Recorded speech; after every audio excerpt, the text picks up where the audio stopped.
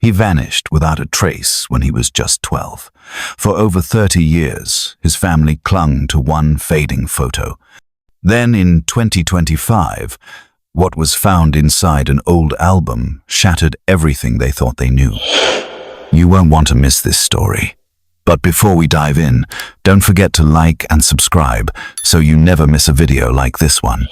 I remember that day in vivid, haunting detail, the way the sunlight filtered through the maple trees outside our house, casting long shadows on the porch where Daniel had been playing just moments before. It was an ordinary autumn afternoon in 1994, the air crisp with the smell of fallen leaves and wood smoke from neighbors' chimneys. Daniel was 12 years old, full of mischief, bursting with energy and dreaming of the future, in a way only a boy that age can. That morning, he had been chasing our dog through the yard, laughing as his boots kicked up dry leaves. I was inside, trying to finish my homework, but the sounds of his carefree shouts drifted through the open window and tugged at me. I stepped outside for a moment, but he was already gone when I looked back. The front door was wide open, the screen door swinging gently in the breeze. I called his name, first softly, then louder, but there was no response, only the rustling of the leaves and the distant hum of cars on the nearby road. I checked the backyard, the tool shed, the thick woods behind our property, but no sign of him anywhere. Panic began to rise like a tide inside me as I ran to the neighbors' houses, asking if they had seen Daniel, describing his red jacket and crooked grin, but no one had. My parents came home hours later from errands to find the house eerily quiet and my frantic search already underway. The police were called, and soon a swarm of officers, dogs, and volunteers descended on our neighborhood, combing every inch of land. Despite their efforts, no footprints, no dropped toys, no whispers of where Daniel might have gone surfaced. His backpack was found later that evening, leaning against the furnace room door inside the house, untouched and unopened, as if waiting for him to come back. The days that followed felt like a nightmare stretched thin across endless hours. Questions echoed through our home like ghostly shadows. How could a 12-year-old vanish without a trace? Where had he gone? Who had taken him?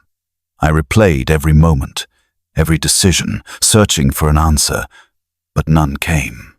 The autumn leaves turned to snow, and the world outside moved on while our hearts remained frozen in that moment.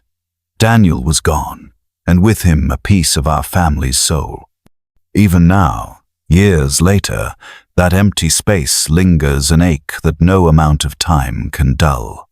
I still find myself glancing toward the yard, hoping, always hoping that somehow, against all odds, Daniel will walk back through that front door and fill the silence once more. The day we took that photo still feels like a wound, reopening every time I think about it. It was just a few days after Daniel vanished, and the air in the room was thick with an unspoken grief that no one dared name. We had gathered in the living room, the same room where Daniel had spent countless afternoons playing board games and chasing after the family dog. My parents insisted on a family photo, a frozen moment to hold on to, a way to keep him close when everything else felt lost. I remember standing awkwardly by the side, my eyes darting between my mother's tight-lipped smile and my father's distant gaze, like he was somewhere else entirely. The camera's flash lit up the room and captured us all in one frame. My mother clutching the edge of the sofa, my father's hands folded stiffly in his lap, my siblings and me forced into smiles that didn't reach our eyes. And then there was Daniel, or rather, the space where he should have been.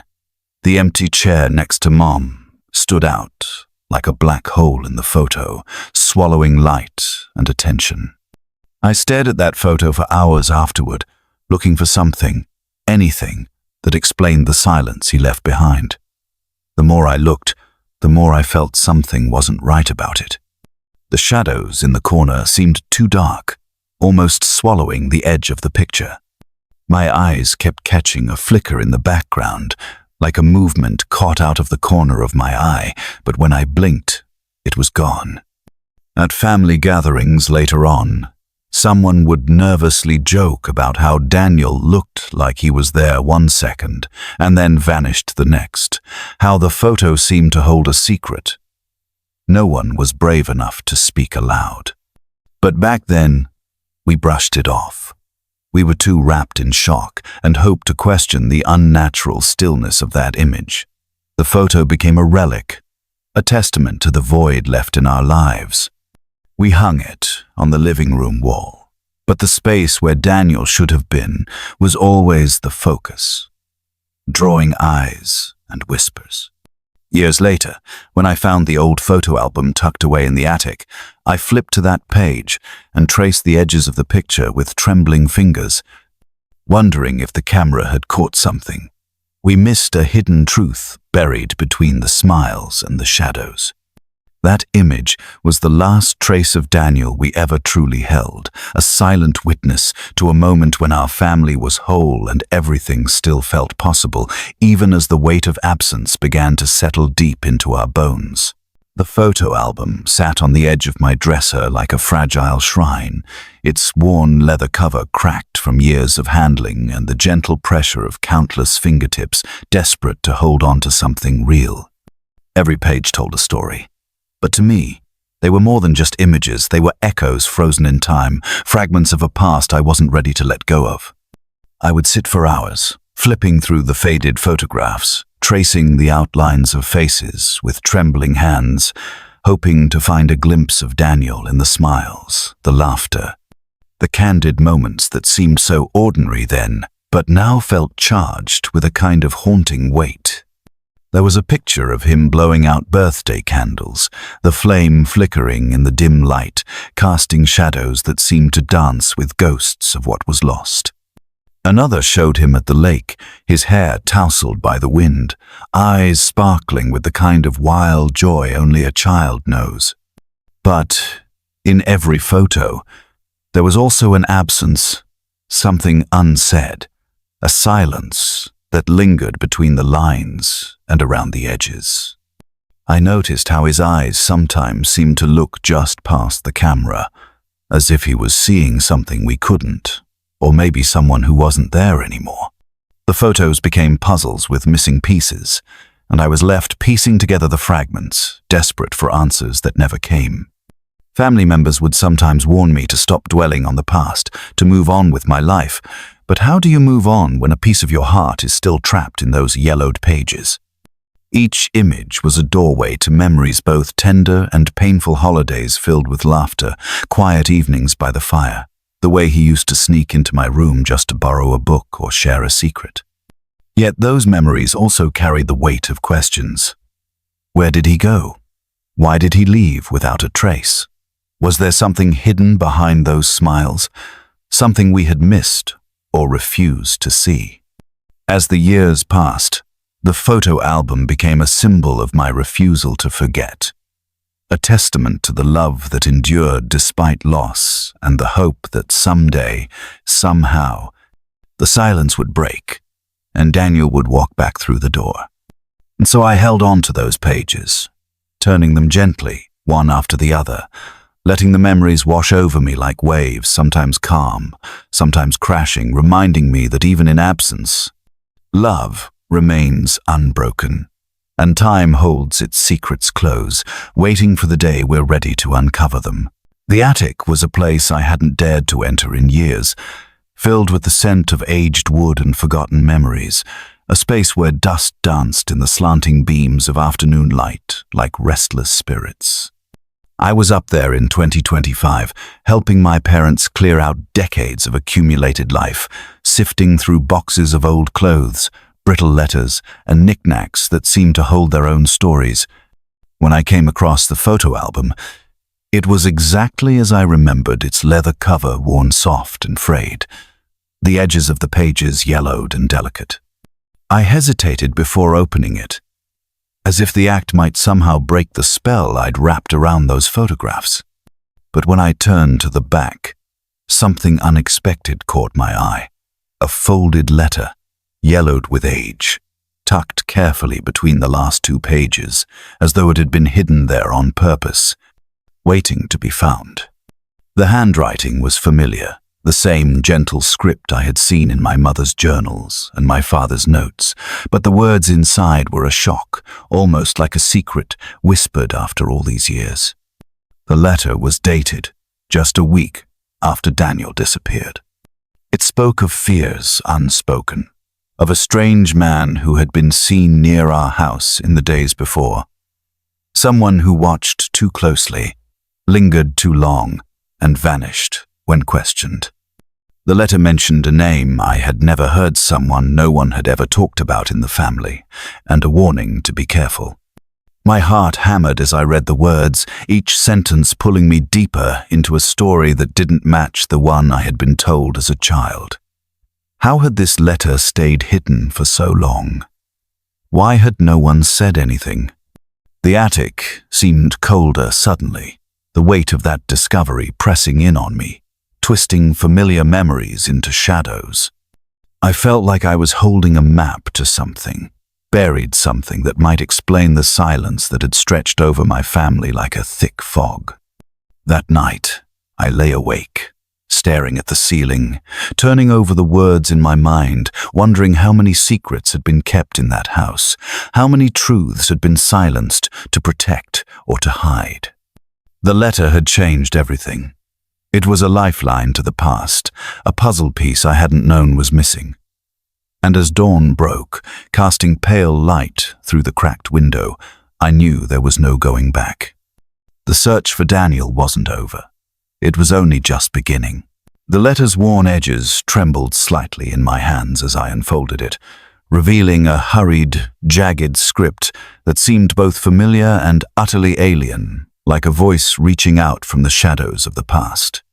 Signed simply, M. It spoke of Daniel not just as a missing boy, but as someone caught in a web of secrets far darker than we had ever imagined. The letter hinted at things people wanted to keep hidden, names never spoken aloud, and warned me to look closer inside the album that the photographs held truths beyond memory and nostalgia. My heart thundered as I glanced back at the faded images, suddenly alive with whispered meanings I'd never noticed before.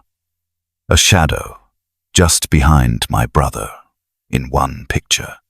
A hand that didn't belong to any family member reaching into the frame in another. The faces smiled, but their eyes told different stories. Stories of fear, watching, waiting. I felt a chill that had nothing to do with the dust in the attic, a shiver of both dread and resolve that took root deep inside me. I was terrified, trembling not just because of what the letter said, but because I knew it meant someone had been watching all along, someone who left clues meant only for me to find. As I turned the pages slowly, studying every crease and smudge, I felt like I was peeling back a veil that had been draped over my family's grief for decades. Each photo seemed to pulse with hidden meaning. The angle of a gaze, the barely visible reflection in a window, a figure standing too close or lurking just out of focus. The letter spoke of a day that was not what it seemed, and of dangers that lurked in familiar places, warning me that looking away was no longer an option. My fingers tightened around the album's spine, my breath catching as a wave of emotions crashed over me. Fear, anger, sadness, but also a fierce determination that burned brighter than any uncertainty. I was no longer the little sister left behind in silence. I was the one who would dig, uncover, and confront the truths everyone else had tried to bury. The attic seemed to close in around me, the afternoon light dimming, as if the house itself was holding its breath. And as the shadows deepened, I knew this was the moment everything changed. The album was no longer just a collection of memories. It was a map, a message, and perhaps the first step toward finally finding Daniel. As I leaned over the album spread across my lap, The flickering attic light, casting strange shapes on the walls. I began to notice things I'd never seen before. At first, it was small details, a smudge here, a tiny tear there, but then the images started to shift under my gaze like secrets, refusing to stay hidden. Faces that had once seemed clear now blurred at the edges, as if someone had deliberately tried to erase them from the story. In some photos, I spotted scratches long, jagged lines that weren't part of the wear and tear of time, but appeared purposeful, like an angry hand trying to remove a memory. Most unsettling of all was the figure. At first, I thought it was just a trick of the light or the camera, but then I saw it again and again. A shadowed person standing apart, lurking just beyond the family gathering, always watching, always still. Sometimes the figure was half hidden behind a tree. Other times it was just a dark shape in the corner of the frame, barely noticeable, but impossible to ignore once I knew what to look for.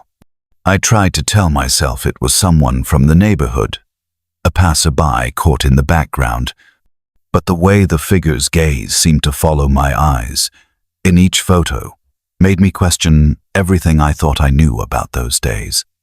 The presence felt like a silent witness to something terrible, a ghost in a place that should have been filled with laughter and light. As I turned the pages carefully, the feeling of being watched grew stronger, crawling under my skin like a shadow stretching in the evening sunday. My hands trembled as I examined the pictures, searching for clues in the faces that had been scratched out and the places where shadows pooled unnaturally.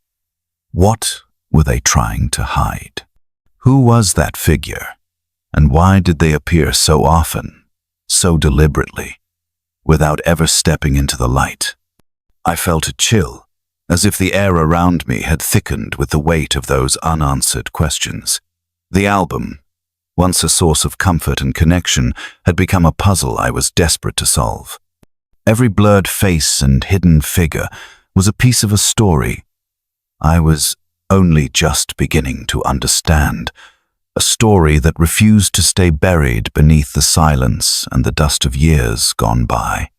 I realized that uncovering the truth meant facing the shadows that had lingered in my family's past, and I wasn't sure if I was ready for what I might find.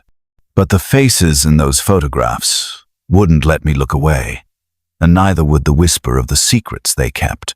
That photo was like a spark, igniting a powder keg of memories and questions I hadn't dared to ask before.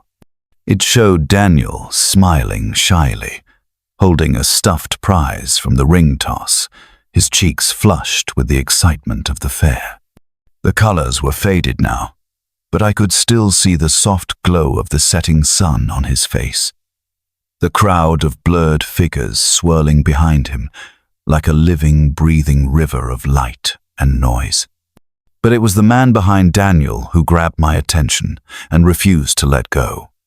He wasn't in focus, but his presence was undeniable, a tall figure, dressed in a plain, dark jacket, standing just far enough back to avoid the camera's direct gaze, but close enough that his eyes locked onto Daniel like a hawk on prey. Those eyes haunted me, cold, calculating, and watching. They seemed to pierce through the grainy photo and into my soul, following me as I flipped through the pages again and again. I showed the photo to Warren, and even he felt the weight of that stranger's gaze. We scoured town records, interviewed old neighbors, and talked to anyone who might have been at the fair that day, but no one recognized the man.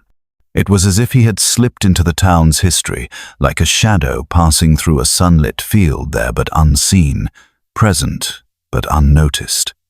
The more I looked, the more I wondered if that was the last moment Daniel was truly free, the last time he was surrounded by a world that was bright and full of promise. The crowd in the photo, the laughter, the lights, they all felt like a mask hiding the truth that would come too late, too far beyond that evening.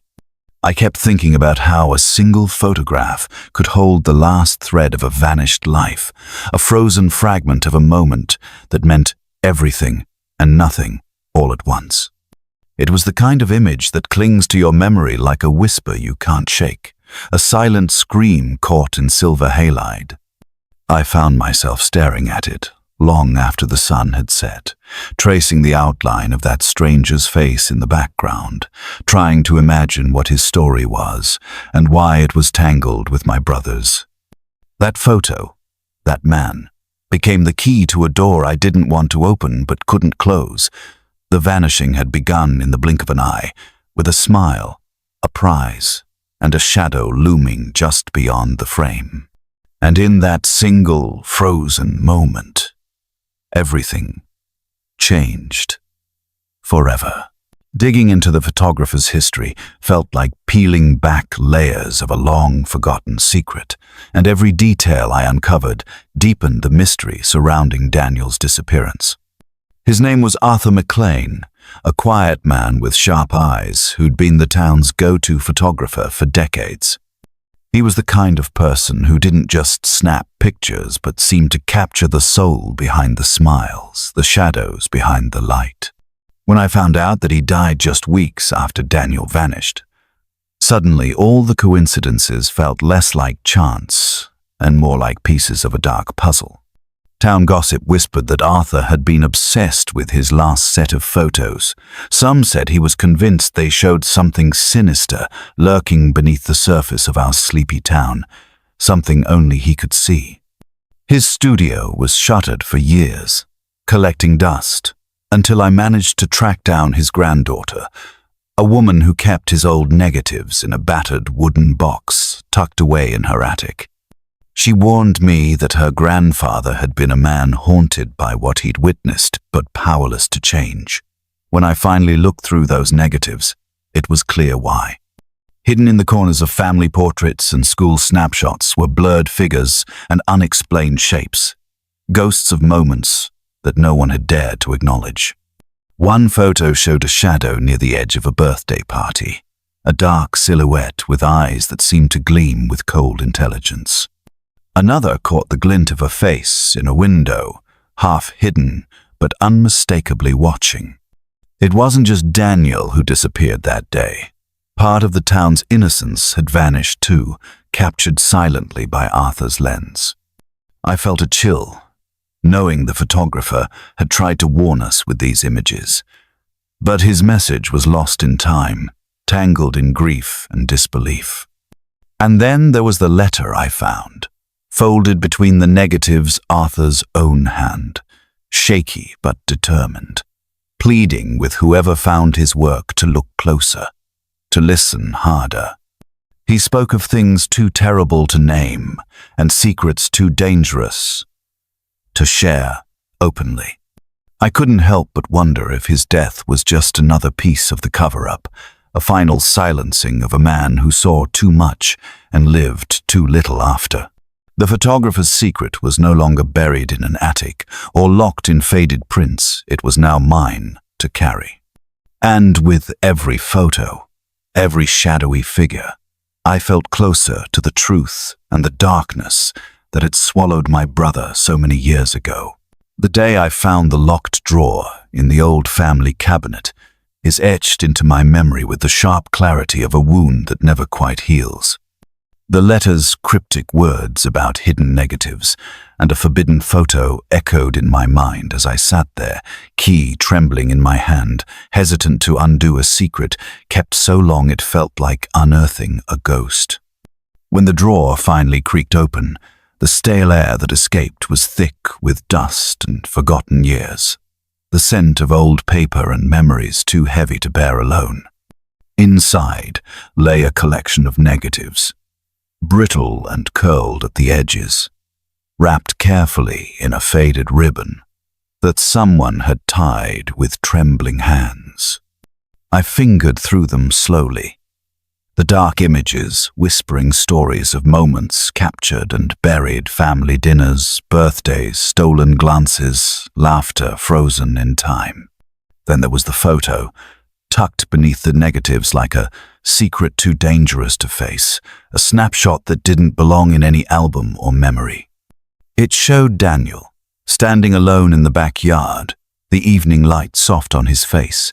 But what chilled me to the core was what followed in the background, a shadowy figure lurking just beyond the fence line. Eyes fixed on him, with an intensity that screamed of menace and malice. This photo was taken minutes after Daniel was supposed to be safely inside, yet here he was, captured in a moment none of us knew existed. The image was grainy, the edges blurred, but the fear it held was crystal clear. I traced the outline of that shadow, searching for any hint of identity, any clue that might finally explain the void left in our lives. My heart pounded with a mix of dread and hope as I realized that this was the key I had been looking for, proof that Daniel was never truly alone that day, that someone had been watching, waiting, and that the truth was far darker than we ever imagined. I showed the photo to Warren, his face paling as he stared at the image, the weight of years and silence crashing down around us both. We both knew that unlocking this drawer had opened a door we might never close, but the alternative, living in ignorance, was no longer an option. This photo, these negatives, were not just relics. They were voices calling from the past, begging to be heard, demanding justice for a boy who vanished and a family left shattered. With trembling hands, I carefully wrapped everything back up, sealing the drawer behind me. But inside, a storm had already begun, and there was no turning back from the secrets it would uncover. The moment I held that new photograph in my hands, everything I thought I knew about Daniel's disappearance cracked and shifted like fragile glass underfoot. It was a faded print, corners bent, and edges worn from years hidden away. But the image inside was impossibly vivid. Daniel, no longer the carefree boy frozen in my mind, but older, scared, and surrounded by strangers, in a shadowy room that smelled of dust and fear. The light was dim, the kind that doesn't reach far enough to chase away the darkness, and the faces around him were blurred, just enough to be anonymous, yet sharp enough to show the weight of dread pressing down on each one. Daniel's eyes looked out from the photo with a pleading vulnerability I'd never seen before, wide and searching, as if begging for someone to remember that he was still there, still fighting to hold on. I traced the outlines of the other faces, trying to read their stories in the shadows. Were they captives like him? Were they friends? Or were some of them the reason he'd vanished? The photograph shattered the silence that had wrapped itself around our family like a shroud for decades. It wasn't just a missing boy anymore. It was a secret, hidden in plain sight, a puzzle with pieces that didn't fit neatly, but screamed for answers. I showed the photo to Warren, whose face paled and tightened as he took it in, the weight of years pressing on his shoulders as though the ghost of Daniel's ordeal had finally caught up with us. We both knew that this wasn't just evidence, it was a revelation, a whisper from the past demanding to be heard. Questions flooded my mind with relentless urgency. Who were those people?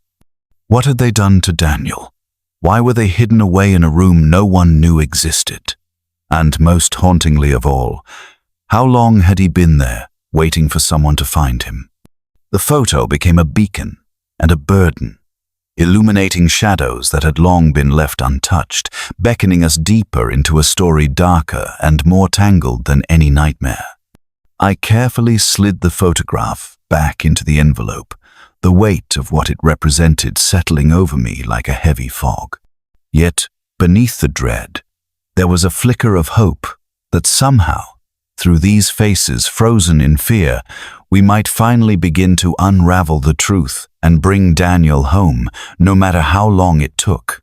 The deeper I dug into Daniel's disappearance, the heavier the silence around it grew, like the town itself was holding its breath to keep something buried forever. Late one evening, while rifling through old town records and yellowed newspapers in the dim light of the library, I stumbled on fragments of hushed conversations, quiet mentions of a pact, an unspoken agreement among certain families and officials who had somehow decided that the truth about Daniel's vanishing was a secret too dangerous to tell. It wasn't just a few scattered rumors whispered behind closed doors anymore. It was a pattern, a network of loyalty and fear that stretched back decades, woven into the very fabric of our small town. People who should have spoken up had chosen instead to look away, to protect their own reputations and keep the fragile peace at any cost. I found records of meetings held in back rooms, official memos never made public, and letters sent in carefully sealed envelopes that vanished without a trace. Names repeated themselves in these shadows, people I'd known growing up, neighbors, teachers, even law enforcement officers who swore they were doing their duty. The weight of their silence pressed down on me, thick and suffocating, as if I had stumbled into a web spun long before Daniel disappeared and meant to trap anyone who dared ask questions. At times it felt like the walls themselves were closing in, like the very streets of our town conspired to hide what had happened. I thought about the faces of those who had looked me in the eye over the years, the ones who nodded politely but never offered help or hope. Had they known and chosen to protect a secret that shattered families? I felt the sting of betrayal deeper than any wound, not just for Daniel, but for all of us who had been left in the dark. But uncovering the pact wasn't just about anger. It was about understanding the fear that bound them, the quiet desperation to keep a nightmare contained, no matter the cost. I reached out to Warren, whose experience with cold cases gave him insight into how such things fester beneath the surface, poisoning communities for generations. Together, we pieced together what little evidence remained, listening to stories from those brave enough to speak in whispers, connecting dots that revealed a chilling truth. Daniel's disappearance was never meant to be solved, at least not by anyone in town. The pact was a shield, but it was also a prison locking away justice and holding us hostage to decades of silence.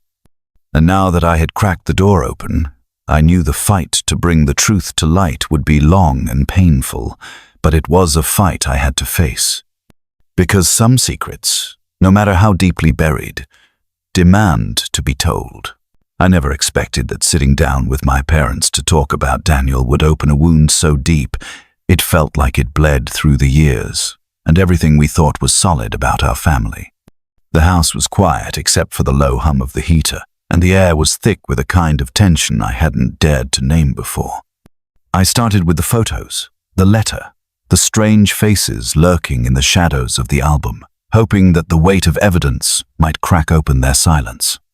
At first, they deflected, shifting uneasily in their seats, eyes avoiding mine, like I was a stranger, asking questions no one wanted to answer. Slowly, pieces began to unravel. My mother's voice trembled as she spoke about fear not just for Daniel, but for all of us. Fear of what might happen if the truth came out. She told me about the whispered warnings from neighbors, the veiled threats from people we once trusted, the strange visitors who came knocking at odd hours during those early months. My father sat stiff, his jaw clenched, offering only fragments, half-truths, that left more questions than answers. They confessed that there were moments, dark moments, when they thought Daniel might still be alive somewhere. But there were also times when hope felt like a dangerous luxury. I asked about the day he vanished, about that empty spot in the photo album, and about the man in the background no one knew. Their silence was deafening, but in that quiet, I heard the weight of guilt and the sharp edges of regret.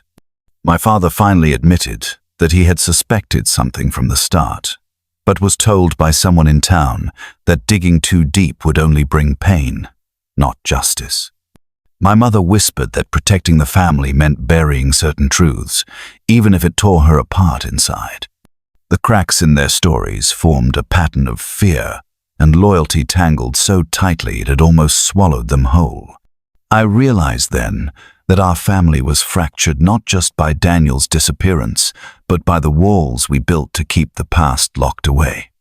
I felt the years of loneliness and unanswered questions settle on my shoulders like stones. Yet, despite the brokenness, there was something else, a fragile thread of determination weaving through the cracks. We couldn't change what had been hidden, but maybe now, with the truth pulling at the seams, we could start to heal. I left that night with more questions than answers, but also with a resolve that no silence would hold me back any longer. Daniel's story was tangled with our own, and it was time to face it together, no matter how painful it might be. Late one night, just as the clock slid past midnight, and the house had settled into a heavy silence, my phone buzzed with an unknown number flashing on the screen. At first, I hesitated, wondering if it was some kind of prank or worse, a wrong number, but a deep pull of curiosity and maybe something more pushed me to answer. The voice on the other end was low and cautious, almost a whisper, like they were afraid of being overheard even through the distance of the line.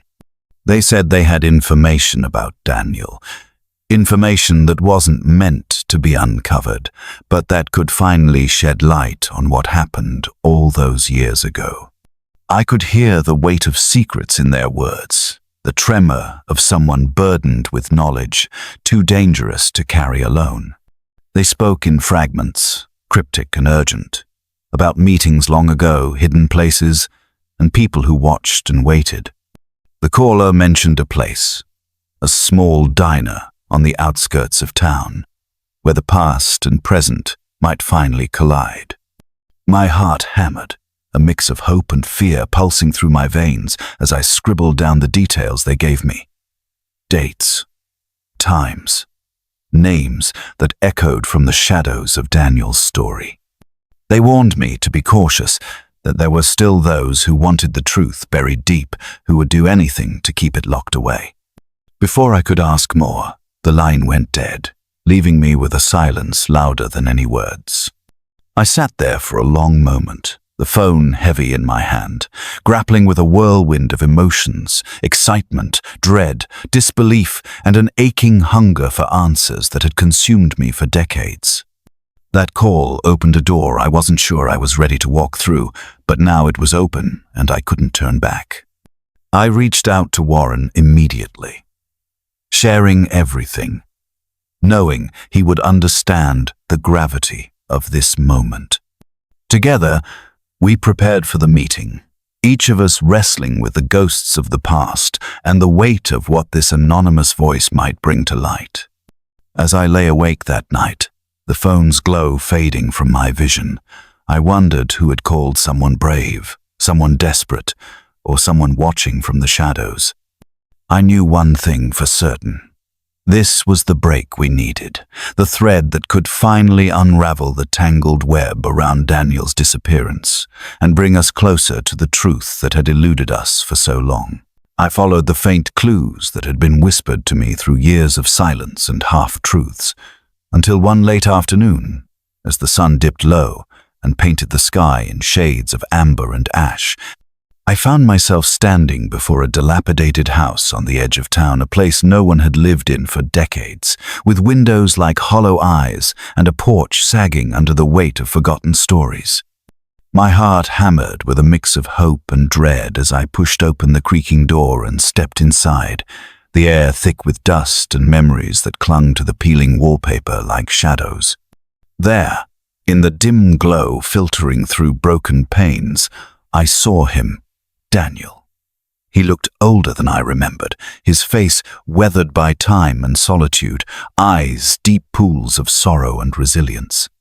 In his hands was the photo album, worn and frayed, the very book that had kept his story alive through all these years, a silent witness to the secrets no one dared speak aloud. For a long moment, we simply looked at each other, years collapsing into a fragile silence that hummed louder than any words could. His voice, when it came, was quiet but steady, telling me of a life hidden away, marked by fear but also by a desperate will to survive a life tethered to that album, to the fragments of family and love it held. He spoke of people who had watched, of choices made to protect and to hide, and of the pain that had never left him. I saw not just the boy who had vanished, but a man shaped by loss and hope, carrying a story that needed to be told. Tears blurred my vision as I reached out to touch his hand, the years of searching and waiting melting into a single fierce moment of reunion. We talked late into the night, piecing together the fractured past and the fragile future, knowing the road ahead would be difficult, but also that at last, the silence was broken. That house, once a prison of shadows, now held the light of a new beginning, and as I left with Daniel beside me, the photo album safely in my bag, I felt the weight of all those lost years lift just a little. The town might never fully understand what had happened, and the scars would remain. But for us, for Daniel, the reunion was a testament to endurance, to the unyielding power of love, and to the truth finally set free. The journey toward healing began quietly, like the soft first light of dawn breaking over a long night of shadows. Sitting together, Daniel and I slowly flipped through the pages of the photo album that had haunted so many years, the worn images bringing back memories both tender and painful. Each photograph was a window into moments frozen in time, birthdays, summer afternoons, laughter that once filled rooms now heavy with silence. As I traced my finger over the faded faces, I could feel the weight of all that had been lost, but also the fragile thread of hope that tied us to those frozen frames. Daniel shared stories behind the pictures, fragments he had hidden inside himself, filling gaps in my understanding and weaving together pieces of a story no one else had dared tell. It wasn't easy. Some days the memories were sharp and raw, like jagged glass beneath our skin, while other days they blurred, softened by the passing of time and the slow work of forgiveness.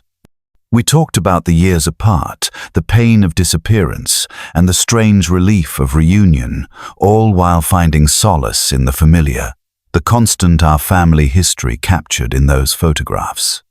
Together, we began inviting others who had been affected, friends and distant relatives, into this space of remembrance, using the album as a bridge to reconnect and rebuild bonds that time had frayed. The community that had once turned away slowly leaned in, drawn by the honesty in our shared pain and the courage it took to face truths long buried.